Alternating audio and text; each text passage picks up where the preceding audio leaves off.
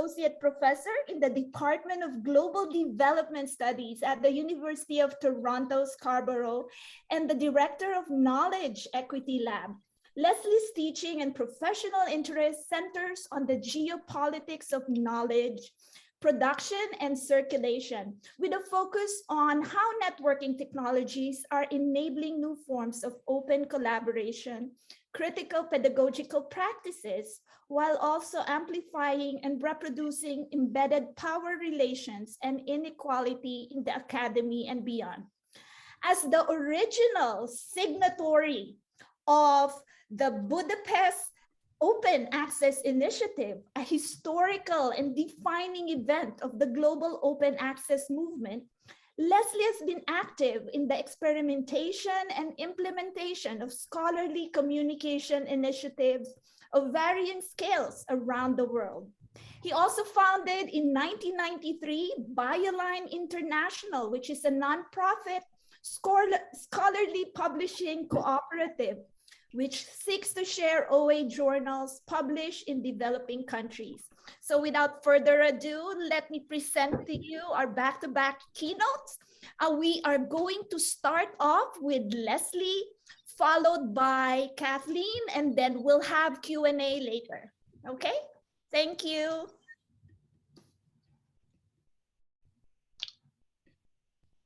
Thank you, Regina. You can hear me? I just shared out the link to my slide deck.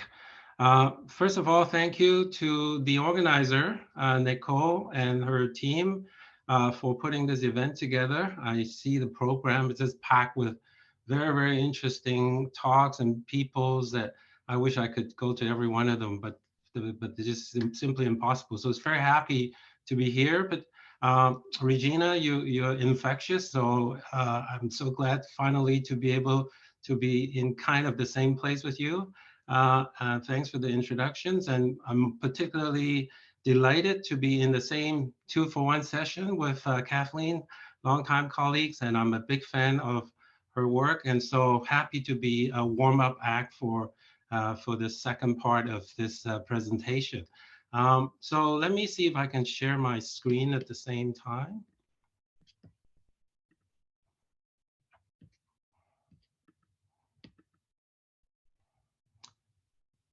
Good. Okay. So I have a working title: When Open Education Collide with Closed Infrastructure, and it is a unfinished title. So at the end of the talk, maybe you'll help me finish what the title, the rest of the title should be. So hopefully it will make some sense. As Regina mentioned, I teach at the University of Toronto Scarborough campus. And what I wanted to do today is really do more of a personal reflection, if you will, about my experience dealing with infrastructures. And I was speaking to Kathleen yesterday. I said, this is in a way talking about my frustrations with some of the barriers that I've encountered over the years as a person who wants to teach differently and wants to practice scholarship differently. So there are some personal stories, and I hope you would put up with me. And hopefully these personal stories will also resonate with some of you, and when we can compare notes after. So I teach at this campus, University of Toronto Scarborough. And this is a picture of this campus. It was brand new in 1964. It's opened up to accept its first student in 64. And for those of you who may not know University of Toronto, and sorry, I forgot to show a map to this international audience. We're located in Toronto, and this campus is in the very east end of Toronto. And it was one of the two so-called satellite campus that was opened up in the 60s by the University of Toronto. So the main campus, University of Toronto, is right downtown, right in the thick of downtown Toronto. And they opened up this so-called satellite or suburban campus in the 60s in the east end. And then on the west end, there's also another campus called Mississauga. You see this little futuristic building here, and some of you might have seen this building in various movies. There's over 50 movies been made on this campus, mostly dystopian science fiction type movie. Not surprisingly, this building looked rather futuristic, and it was built in one of those concrete brutalistic styles of the 60s. But what was also interesting about this campus was that uh, it was designed from the start as a television campus. And so the idea was that this campus being a new campus was to take in the rapid enrollment growth in undergraduate students in the early 60s and in the 70s, and the anticipated enrollment in the 70s. And the province was willing to invest in this experiment in terms of a television campus that would take a lot of the overflow, if you will, from the main campus, but also to serve a different part of the city. And so it has television built into its original infrastructural design. And let's also remember this is the time when there was a lot of excitement about this thing called television, and particularly also about this idea of the satellite. And it's not coincident that the campus is called a satellite campus. There is a reference to these kind of relationship of it also the periphery to the center and so forth, and the connectivity through electronic signals. But of course, in the early 60s, there was a lot of excitement about this satellite potential to connect the world. And Marshall McLuhan dubbed the term the global village to describe the kind of new world we're entering with these electronic, with this television technology that could be instantaneously connecting people around the world. My colleague, John Lee, a sociologist, wrote a book about this experiment. And I remember Professor Lee had always talked about our campus having smart classroom, but dumb teachers. Now, of course, he wasn't talking about us in particular, but he was really making fun of the notion of the smart classroom, which was really a term coined at this time, is to have classroom equipped with equipments that could bring in people, content, and other kind of interactive devices. As I mentioned, this was to a large extent, a way this experiment was to address this enrollment growth that is coming and the growing demand for higher education degree. Now, at the time, there was a total investment of over $2 million for building the television facilities at the campus itself. Now, $2 million in the early 60s is quite a lot of money by that time's term and by today's term. The point I want to underscore is that there was a lot of willingness to invest in infrastructures because this television technology was seen as this new educational labor-saving device. So there was some calculation that it will help faculty to save faculty's time, or cut down faculty's demand by 30% and save $1 million a year. The faculty or teachers will have to work 3 times as much to prepare for a television lecture. But the calculation is that then you can kind of coast within the next 2 years, so they'll all work out to be the same, and teachers don't have to work as hard. Right? I think we've heard that story before. And the projected cost was going to be covered by an enrollment of 2,500 in the 5-year period, but that target was not met.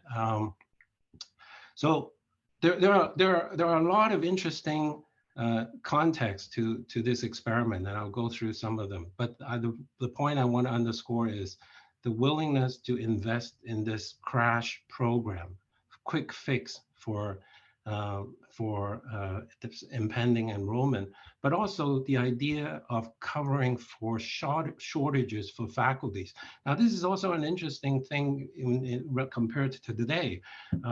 Today, of course, to get a faculty position is exceedingly difficult. You might as well jump off a plane, you have a better chance of surviving.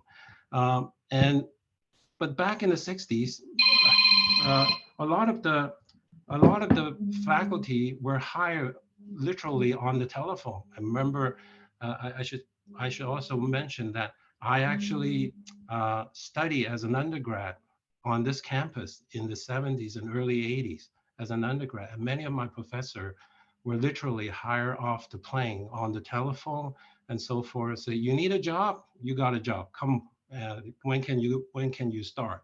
And that was really a big demand for faculty at the time. Now, of course, if you look at today's demand, is much more difficult, as I said, for someone who wants to get hired on as a faculty member. And I will come back to that point later on. Now, I want to show you some of the historical photos about the cost of over $2 million of investment.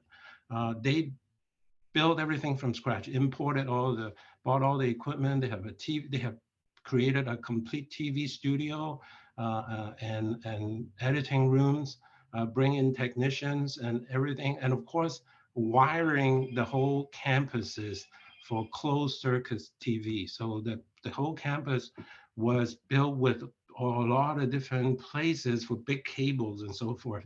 Now, of course, it turned out for 20 years later down the road when all these TV were obsolete, those spaces for those big cable turn out to be perfect for fitting in the new fiber optics. So not surprising, our campus was one of the earliest campus to have really high-tech internet connectivity because of this legacy technology, ironically.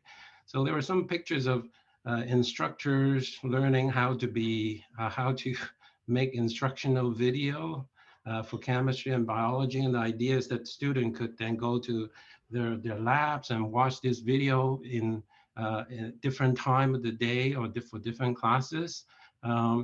They also recorded some talking heads, English professors speaking to another, and then recorded these, and then student can then watch them. They also encourage students to create their own content.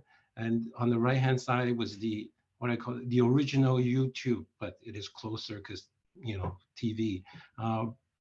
Everything was closed circuits, but it was not equipped for real electronic satellite signal. But the idea was that they were able to produce their own program to supplement the 30% shortage.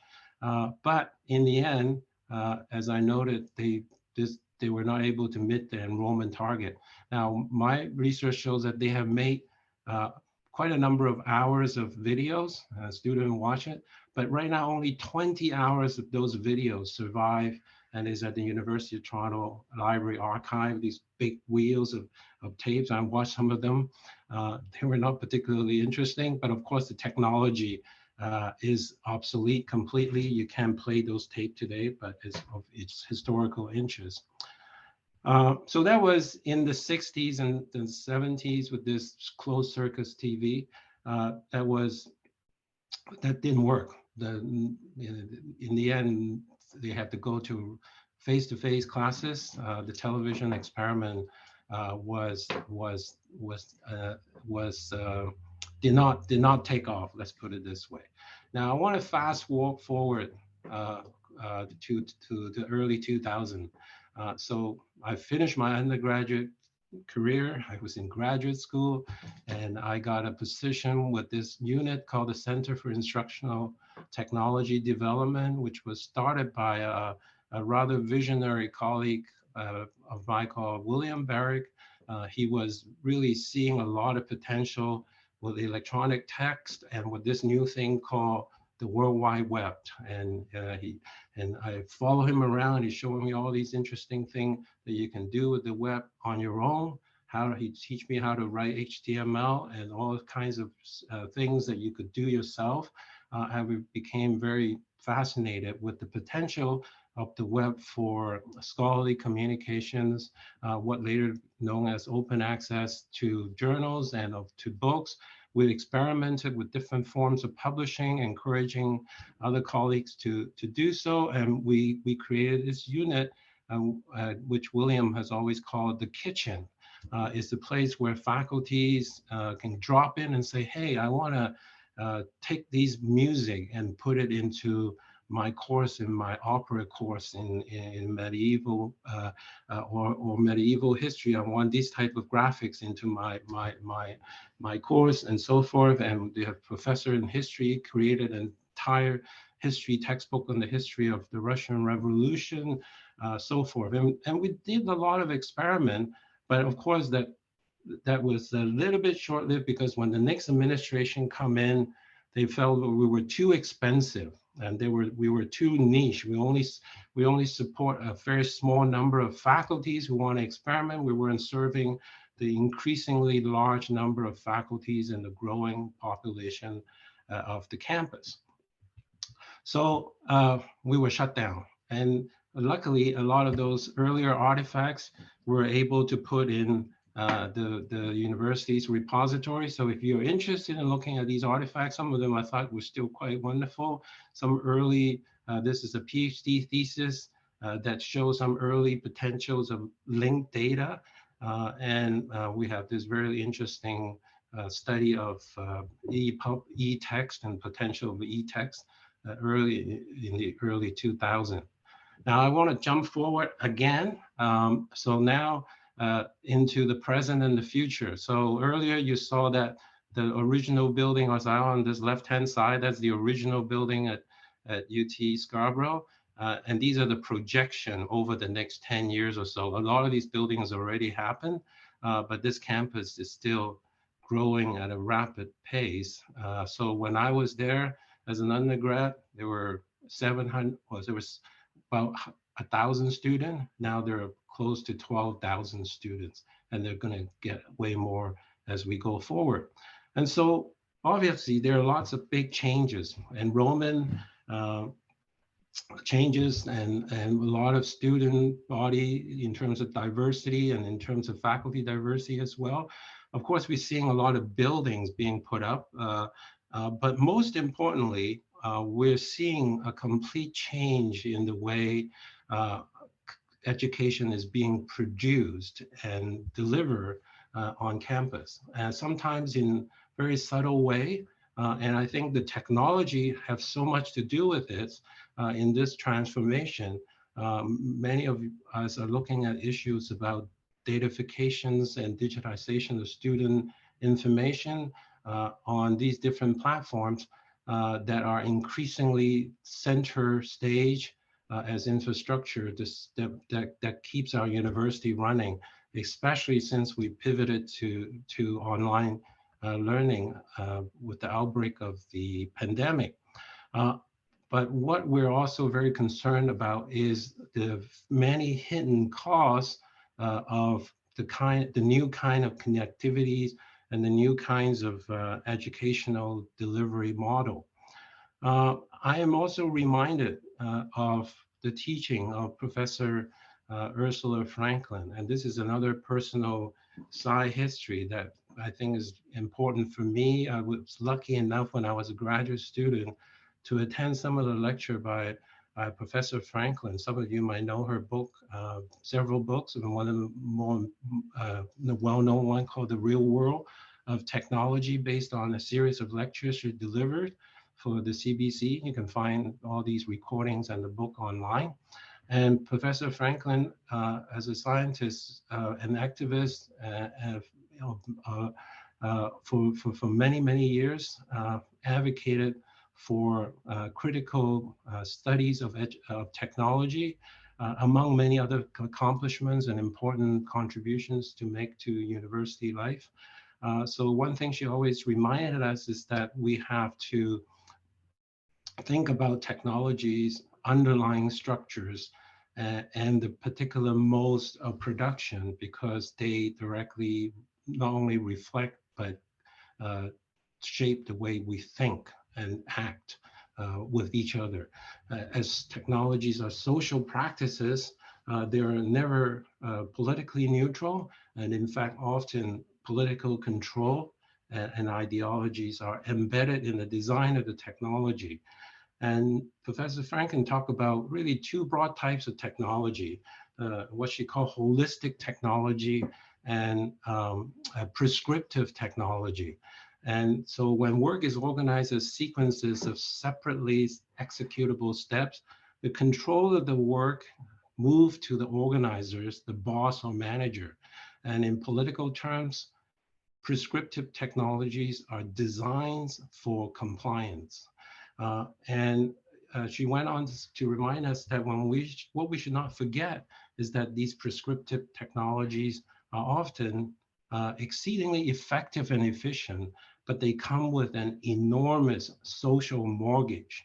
The mortgage means that we live in a culture of compliance, that we are ever more conditioned to accept orthodox as normal and to accept that there is only one way of doing the technology.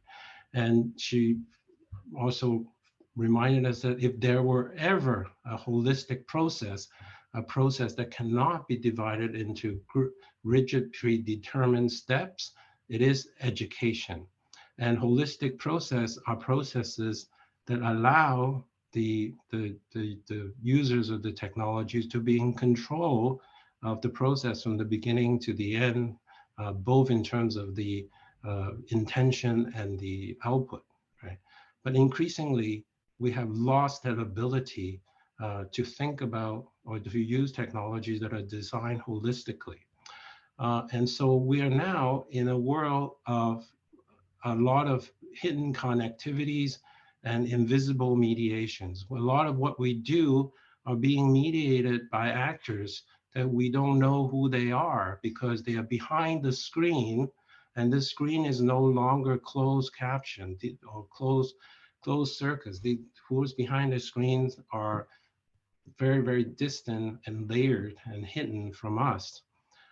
I'm looking at this rendition of the future building that is coming up on our campus, and I was fascinated by the description of this rendition. We talk about the classroom being built with the campfire in the middle, and that there will be rooms for collaboration. This is collaboratorium that will allow for collaborative discourse and group work. Now, of course, as someone who worked on the campus for many years, this is exactly the kind of design we were asking the administration for years. Said, please do not bolt the seat down to the ground.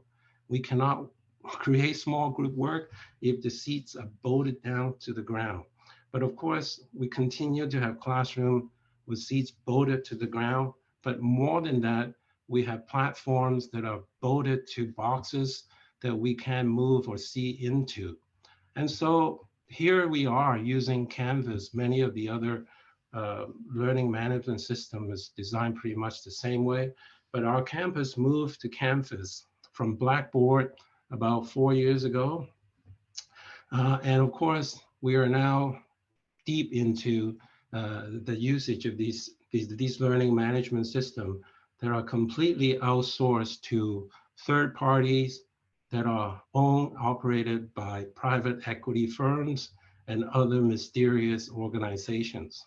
And so compared to when we used to invest money in our own infrastructure to now outsourcing all the infrastructures, of course, we need to calculate lots of different things. But to me, this huge cost of losing our ability to be our own agents as teacher, to be in control of the learning and teaching process is a troubling one. And I want to give you an example of what Professor Franklin speaks about as prescriptive technology. So I'm a big fan of this tools called Hypothesis. Many of you probably have used it too. It's a social annotation tool. I've used it for my courses over the years for small classes. You can just basically layer it on top of any website, web pages, and so forth. A great way to encourage students to read deeply and collaboratively. And so when I noticed that hypothesis is actually integrated, can be integrated into a learning management system like Canvas, I asked our local administrators, so why don't we integrate that into our platform so that I can use it for my larger classes. The advantage of that, at least, is that I can have students log in through through their account and be able to use this together without having them to have different sign-on and so forth. So began my process of finding out how complicated it is to get a tool like Hypothesis integrated into the system, because there is supposedly this approval process that is very complicated. As you can see, it has to go through multiple layers of evaluation and approval before they can get implemented. And I was told that it would take a minimum of 2 years for my approval to be considered. So by then I'm, who knows, I might be retired. So the point I'm trying to make here is that I have a pedagogical reason for wanting to use a specific tool, but we have a system that actually tells me I have to wait in line for it because there are administrative demands that take priority over my interest in engaging with the student. So at the same time, I found out that when I go into the existing setup of the Canvas, I can now access either this Turnitin or Regional, this other plagiarism software. Now, what is even more of a joke is that Turnitin, well, my campus finished his contract with Turnitin, and they've signed a new contract with this company called Original. But as it turned out, Turnitin bought Original. So we're actually using the same company, but this company's tools is already integrated into the system when I'm not sure anybody actually asked for it. I certainly didn't. And so whose decision it is to include these tools is not often in our decision-making process. I share this screenshot, again, just to underscore how monopolistic these tools are and how increasingly we are just buying into the same vendors over and over again, whether we're talking about different parts of the learning management system or the whole of it. Many of you might have seen this diagram of the consolidation of learning management system over time.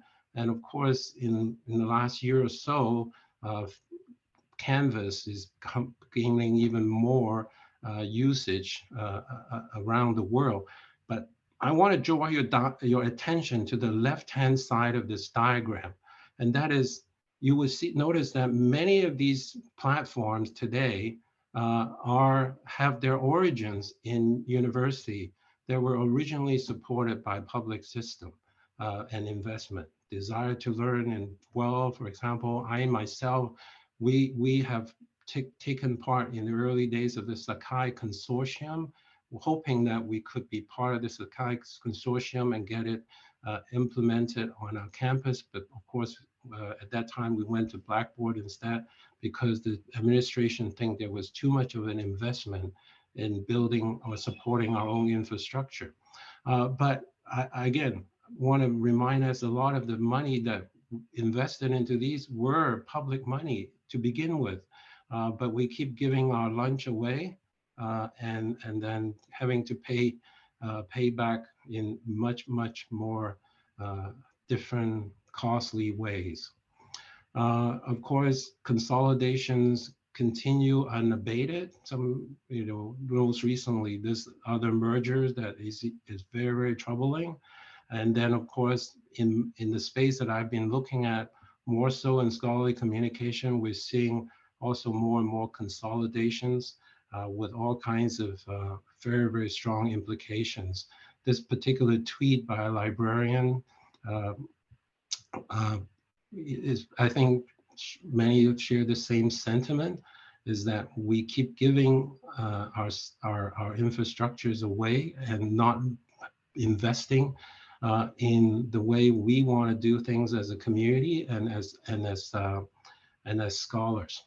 And so what are the alternatives? And I'm so glad this is why I'm in the same session with Kathleen. And this is not all doom and gloom, by the way. There are alternatives. And my students have been reminding me, say, Professor Chen, you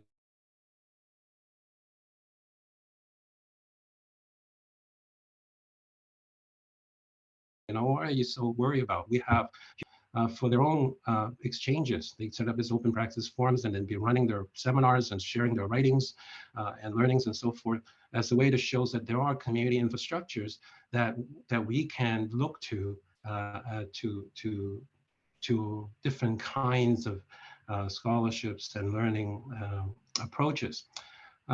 So I'm finished here, and so if you don't mind, or if you have the inclination, I'd like to see if you can help me finish my subtitle. So here's the link.